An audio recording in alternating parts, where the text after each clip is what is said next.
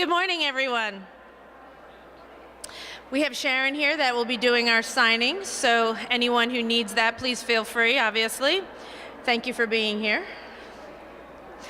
Today is a special day in Pennsylvania. We are gathered here to take the first steps in ending the stigma against people with disabilities. The Pennsylvania House of Representatives yesterday declared May 10th, 2017 as Annual Stigma Awareness Day. We have the citation here, and my fellow representatives were on the floor in order to vote for it. The resolution encourages people to examine any stigmatization thoughts they have against those with disabilities and challenge themselves to make changes. In addition, today, we are unveiling a 40-minute documentary titled, "What Are You Thinking?" It will serve as a catalyst for deeper level conversations about stigma against those with disabilities. I'm pleased to be joined here by some of my colleagues, including Representative Miller and Tom Mert, who co-chair the Autism and Intellectual Disabilities Caucus in the House and are great advocates on behalf of those with disabilities. This caucus is a bipartisan working group whose goal is to advance independence and opportunities for those with autism and other intellectual disabilities, as well as offer support for those who care for them, the families that love each and every one of them. We all know the stigma against people with disabilities is ugly and hurtful at times, and many times goes unnoticed. The negativity impacts the lives of thousands of Pennsylvanians by limiting their ability to access public housing, public buildings, obtain employment, live independently, engage in their community, and reach personal goals and aspirations. Building relationships and attaining transportation that might be needed, and integrate into society. When we segregate certain groups, such as people with disabilities, we deprive our communities, our towns, and our cities with intellectual creativity. Research has shown that 79% of Pennsylvanians believe society thinks of individuals with physical, mental, or intellectual disabilities with discomfort and awkwardness. Many people avoid interaction with those that are different from themselves because of fear. We need to address this generic rejection of diversity, and we need to acknowledge that it exists in Pennsylvania to enhance the inclusivity of communities across the Commonwealth. Differences scare people, but differences are not a bad thing. I encourage everyone to not jump and make a snap judgment. Instead, take the time to learn about others. Don't let our differences divide us. Our differences are what make us special in many, many ways. We need to end the stigma against those with disabilities. And now I would like to introduce, we have a couple speakers here with very important messages, great experiences, many of them personal. And I would like to introduce our first speaker, Graham Mulholland, the Executive Director of Pennsylvania's Development Disabilities Council. The council is comprised of people with disabilities, family members, advocates, and State Department representatives who work to create favorable conditions for people with developmental disabilities and their families in the Commonwealth. With that, I'll hand it over to Graham.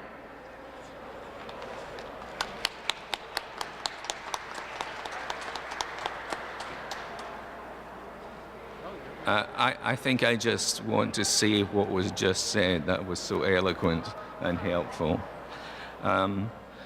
Every 5 years, the council writes a state plan which is approved by the federal government.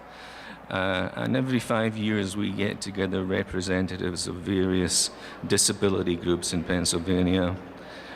And the same thing happens every year. People say, we need transportation, we need housing, we need better schools. Oh, and by the way, if the stigma of having a disability would go away, that would actually be the thing that would make the biggest difference. Our work has been focused greatly on the idea of changing not just people with disabilities, but trying to change the circumstances in which people live. So if you talk about employment, we're not really quite so interested in teaching people how to get jobs as we're interested in how to have workforces and employers appreciate the diversity that people with disabilities can bring to the workplace. And then in the same sense, when we work with schools, we're not really focused on changing one kid or another kid, but trying to make a school a place which is welcoming for people in all sorts of the diversity that we have. It's been a long journey. I think your papers say that we started in 2016. Truth of the matter is we started in 2011, and we had a lot of false starts and a lot of stumbling as we worked out for ourselves what our message was. And eventually we came to the idea that the message is not change the person with a disability, but change the person who doesn't realize they have a disability or who somehow feels that difference is a deficit rather than difference is something exciting and interesting. It's been a fascinating journey. We've learned an awful lot about a lot of things, including the relationship between diversity and disability, and the realization that trying to change the world is being done by a whole lot of people, and we've met and made a lot of partners in different corners of the universe, whether it be people who are marginalized for some reason of being different, whether it's ethnically or racially or sexually. And we hope that this work will continue, because although we've come so far, we've got a long way to go. Thank you.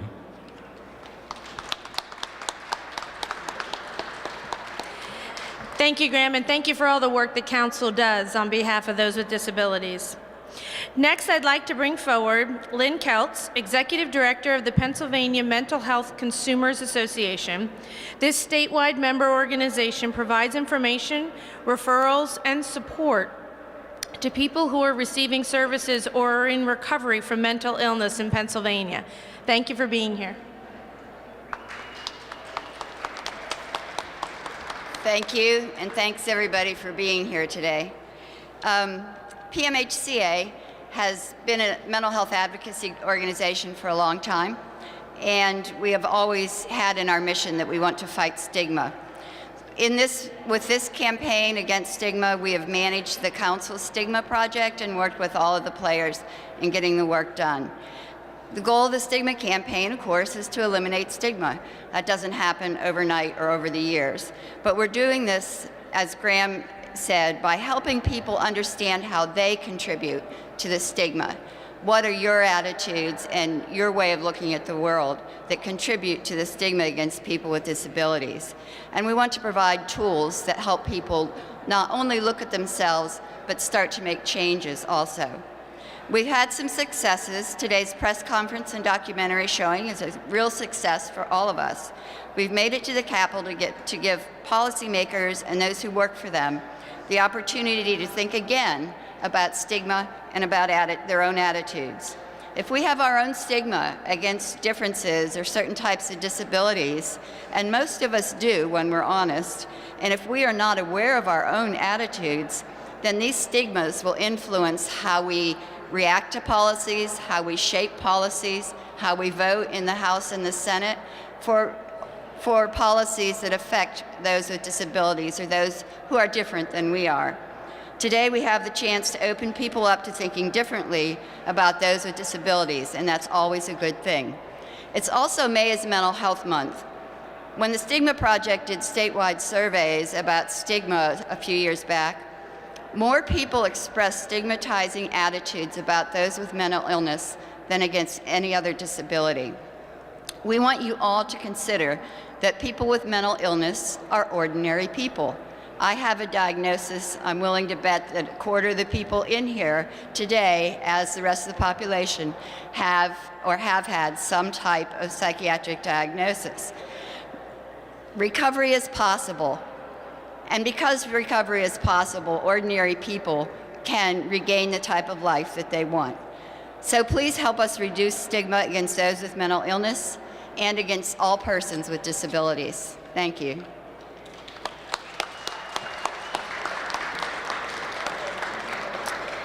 Thank you very much. We all need to remember that disabilities are not only on the outside, but sometimes on the inside as well. So, thank you, Lynn. Our next speaker is Brenda Dare. Brenda is an independent living specialist with the Tri-County Patriots for Independent Living. She also is a person with a disability who has experienced stigma firsthand and participated in the What Are You Thinking documentary that we had mentioned will be airing and that we are inviting you to watch. So with that, I will hand it over to Brenda. Thank you for being here.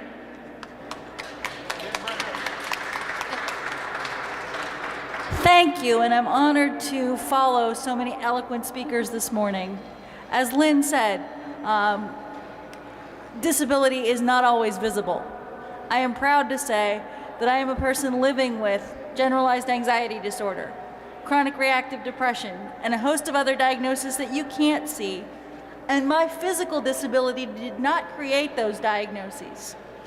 Stigma shapes every interaction that people have with other people. We can't change that until we acknowledge it.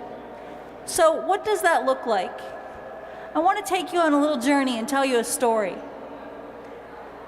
One day, I had finished a long day of work. I was visiting a young man who lived in a group home, and I wasn't feeling very well. I was trying to support this young man in reaching a goal that he had that necessitated us being together at his place of residence rather than my office. And I started to feel really, really sick. So I asked one of the nurses there if they could take my vitals just to see if I was really having an issue or if it was just yet another episode of anxiety that I needed to work through. Turns out my oxygen sats were in the 80s, my pulse was in the 130s, and we decided it was time to call in some professional medical help. I was lucky enough to have insurance provided by my employer at that time, so I wasn't worried. When the ambulance arrived, paramedics were arguing over my head with the group home staff. Yes, but who's responsible for her? And I kept saying, I am. Yes, we know, honey, but who makes decisions for you? I do. Yes, we know, but who pays your bills? I do. I was lucky enough that that was simply an episode of gastrointestinal distress gone awry. What if it had been a heart attack? Stigma doesn't just touch ordinary people, it touches the professionals we need to support us. And their attitudes, incorrectly applied, could kill us. That's why I'm here today, because we need to change how everybody reacts to one another. You don't know what you don't know about people with disabilities. I don't know if the next person I meet crossing the street has a hidden disability that may be triggered by something I say or do. So I always try to be sensitive to whatever needs someone might have that they don't disclose. That doesn't mean I walk on eggshells. It doesn't mean I worry about being politically correct. It means I'm open and I care about being a decent human being. And I believe that most of you do too. But if you look at me and you think, that poor girl in a wheelchair, I'd never want to live like her, that's stigma. If you look at me and think, my goodness, she's such an inspiration, that's stigma. And those attitudes might not feel bad to you, but they mean bad things for all of us. And so if you're inspired by anyone you meet today, anything you hear today, I have to leave you with, and you'll see more about this in the film, go inspire yourself. Change your community. Don't let it end in that moment. Don't share your inspiration just with me. Do something about it. Because we all have a world to change, and we all have to participate. Thank you.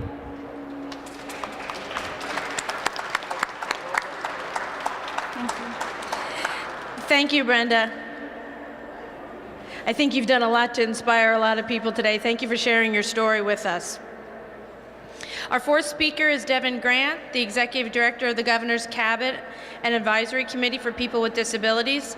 Devin serves as the Governor's liaison to people with disabilities on policies, procedures, and regulations that affect people with disabilities to ensure that state government is accessible, accountable, and responsive to the people with disabilities. Thank you for being here. Thank you. Good morning. One of the disadvantages of being last, or next to last, is everything's already been said. And I don't know how I'm going to follow Brenda. Stories, I think, are always much more powerful than just the words we can share. So thank you, Brenda, for sharing that story. I would like to welcome you and thank you for coming on behalf of Governor Wolf and the Governor's Cabinet and Advisory Committee for People with Disabilities. I'd like to thank the people in front of the camera, behind the camera, all those that have worked hard to put this documentary together. I think you'll really appreciate the quality of the production. Thank you for the representatives that have come today to pass this resolution and just welcome us here in the Capitol. So thank you. Stigma is often the first barrier, and it's not just a hurdle, it's a barrier that prevents an individual from even beginning to tackle the expected hurdles that every one of us navigates in our everyday lives. It's the door that's locked before we even start knocking on it. Stigma says that someone with a disability is less of a person than someone without a disability. The only way to remove those barriers is to first acknowledge that they exist, and then raise awareness and educate our community as to the better way. This documentary goes a long way towards doing that. It shows what stigma looks like and then punches holes in the barrier. I encourage all of you not just to watch it for yourself, but use it as a tool to fight stigma in your community or in the individuals that you come into contact with. Ask the groups that you participate in to share it with your other members or with your communities. The more people that learn to recognize stigma and point it out, the faster we as society can learn to accept every person as a person and then work to remove those barriers to give all people the same opportunities regardless of their ability. Thank you.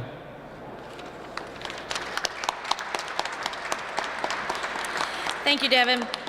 And finally today, no better way to end the conversation on stigma than with two of my colleagues, Tom Mert and Dan Miller, both representatives that chair, as I mentioned earlier, or co-chair the Autism and Intellectual Disabilities Caucus. And they've both been very strong supporters in fighting for and that recognition for those with disabilities. So I want to invite both of them up to say a few words.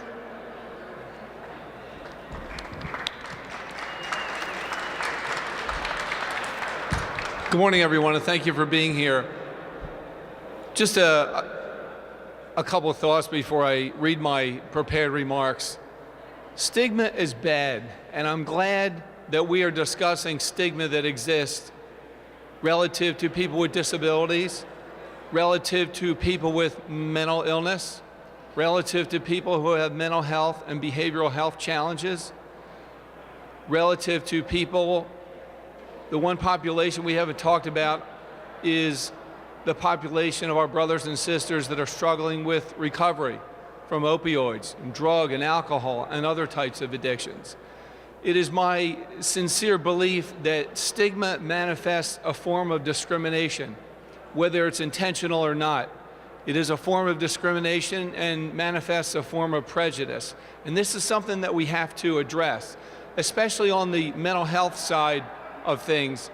The stigma of having a mental illness and the stigma of having a mental health challenge keeps many of our constituents, our family members, our brothers and sisters, people across the Commonwealth of Pennsylvania from seeking treatment.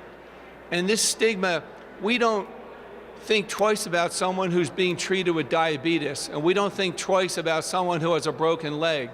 But if you're being treated for depression or bipolar or post-traumatic stress, all of a sudden we start thinking about these illnesses a little bit differently.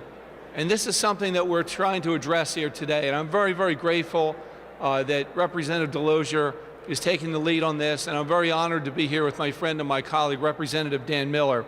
Last Sunday in my district back in Montgomery County and in Philadelphia, we held a disability walk. And we did it not to raise money, we did it to raise awareness and to shatter stigmas. And as we walked through our community, we sent two important messages. One, we show our neighbors that the phrase disability is a misnomer. We all face developmental challenges, whether physical, emotional, mental, spiritual. We just adapt in different ways. We see that wheelchairs are not a confinement, just an alternative way for moving through life. But we share the same resilience, the same fortitude, and the same spirit. And the second message that we tried to send with our walk is that no one is truly disabled unless they surrender to the challenges that have been laid before them. In many ways, what we're doing here today is a celebration of that achievement, of the hope for a stronger tomorrow. And the message that we have for anyone who's been stigmatized is to walk with your head held high. In doing this, we send a message that we're not disabled. We're challenged, and we're all up for that challenge. God bless you.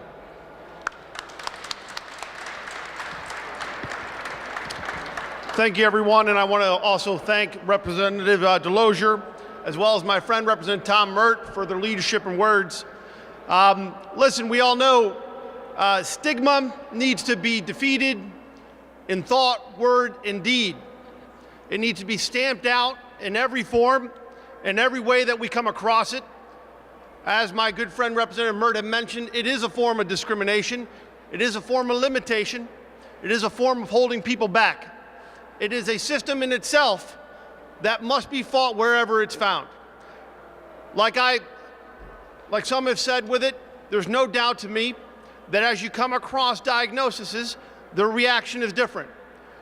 Whether you break a leg, whether you do have diabetes with it, you get one reaction. You have a child with autism, you get another reaction. Slide down the scale. You have a child with depression and bipolar, Further down, you have a child with addiction. You will get a different reaction based on your diagnosis, no matter who the person is. The reality of it is we need to focus on what we have in common. The dreams that we have in common for our lives, what we are hoping to accomplish in our life. We've done a great job in this country in advancing many things in the last 20 years. No doubt our inclusion model in schools has helped many to break down walls and to raise ceilings of possibility. We still have a long way to go in this state, and I know that my colleagues here as well share the issue of independence, true independence. They share the issue of employment, true employment, one with options. They share the goal of a long and healthy, happy, fulfilling life that should never be impacted or limited based merely upon your disability. I want to again thank you so much for the time. I want to thank Representative Delozier for her leadership on this issue. Thank you very much. Thank you both. In closing, I just want to add one remark personally, in the sense that one of the things that I have always noticed in the many groups that I have worked with and the many athletes that I have worked with Area M Special Olympics and many of the different people we run into in our communities, our children, they know no racism, they know no stigma, they learn that. And we need to make sure that we raise our kids to know that differences make us special, that differences don't divide us, and that getting to know someone, as I mentioned earlier, takes away a lot of that preconceived idea of what someone is that has a disability. And so I encourage us to educate our kids. Unfortunately, we have to educate a lot of adults as well. So we can start young and do that, and I think our results would be a lot better. But thank you for taking the time to be here, both of you, and all of your efforts in the House in making sure that we are aware of stigmas and that we are aware that those with disabilities are just as much a part of our community as everyone else. So in closing, I want to thank everyone for coming out today. I want to thank everybody that spoke. Thank you so much for adding to it, sharing your stories, that we are more similar than we are different.